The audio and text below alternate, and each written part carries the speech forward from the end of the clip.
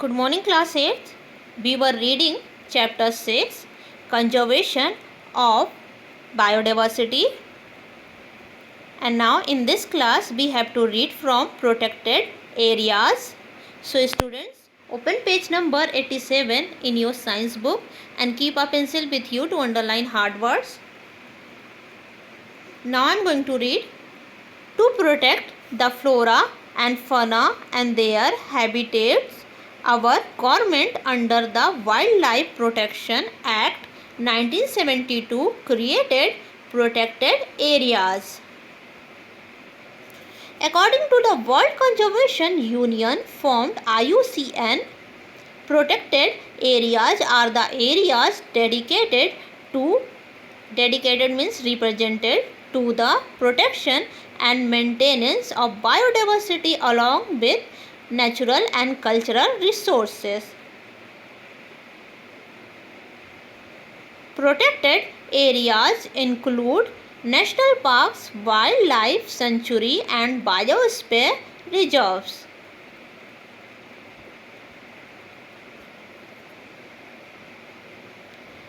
Now we are going to read about national park. An area which is strictly reserved for the protection of wildlife is called a national park. A national park preserves flora, fauna, landscape, natural environment and historic object of an area. Activities like gauging, hunting, forestry and cultivation are banned here. No private ownership is allowed. So, the national park is a place where wildlife such as flora and fauna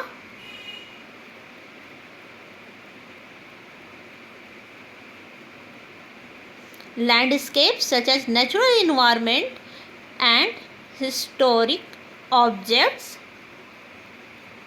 protected. Activities like gauging, hunting, forestry and cultivation are completely forbidden and no one can take authority of this place. Now we are going to read about wildlife sanctuary. Wildlife sanctuaries are areas reserved for the protection of animals only. Killing, poaching and capturing of animals is strictly prohibited. So, wildlife sanctuary preserves only animals that are in low numbers or are endangered status. Such animals are protected and no one is allowed here to capture or kill animals at all.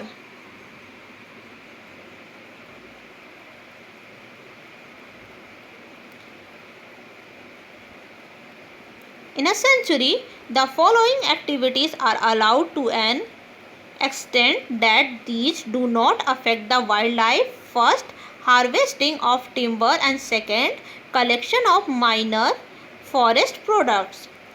Animals are also protected in the zoos. The protection in the zoo is not as adequate and comparable to the protection given in sanctuaries. Here you have to underline adequate means sufficient. So, animals are also kept and protected at the zoo, but animals are not so protected here as much as in the sanctuary. In a zoo, animals are kept for public exhibition. They live in artificial environments and are given food at specific times of the day. In a sanctuary, animals live in their natural habitat and obtain food from their habitat on their own. So, in the zoo, animals are kept in artificial habitat. They are fed from time to time and are kept for public display, while animals in the sanctuary live in their natural habitat and obtain food from their habitat on their own.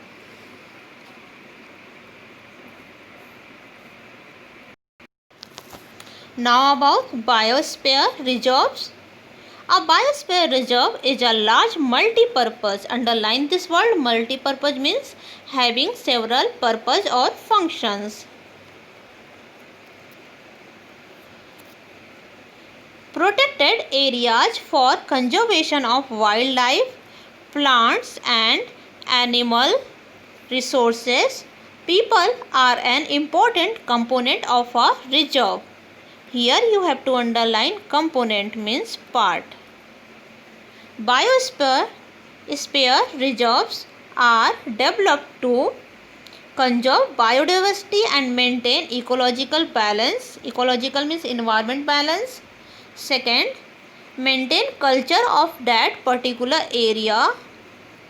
Third, permit tribals and other people living in the area to coexist. Tribals means, underline this word.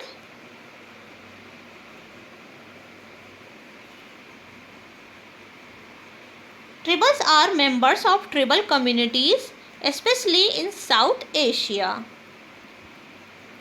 A biosphere reserve, being a large area, may contain national parks and sanctuaries in it. So, the biosphere reserve is such a big place that many sanctuaries and national parks can come to this place. For example, Pachmari Biosphere. Turn this page. Reserve consists of one national park named Satpura National Park and two wildlife sanctuaries named Bori Wildlife Sanctuary and Pachmarhi Wildlife Sanctuary. Nilgiri Biosphere Reserve has two national parks, namely Bandipur National Park and Negar Hole National Park. Now about Project Tiger.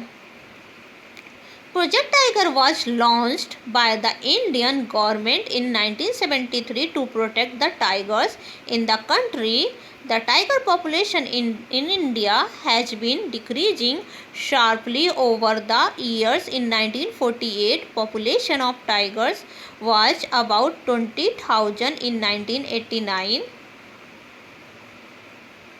In 1989, it was about 4,000 and it went down to about 1,233 in 2000.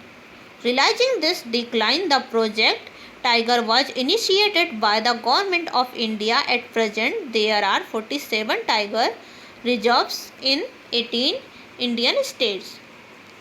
So, the Project Tiger campaign are run by the government due to the growing concern of tigers, because the number of tigers in our country is steadily decreasing as tiger hunting has become very popular, very common in our country. Project Tiger was launched to stop hunting and to save tigers.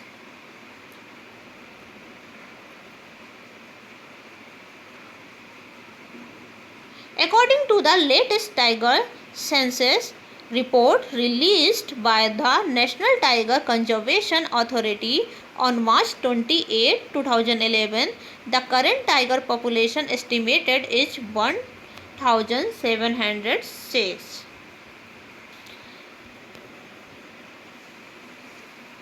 So students, that's all for today. You have to do definitions and hard word of this chapter, and in the next class I will provide you exercises of this chapter. So thank you class.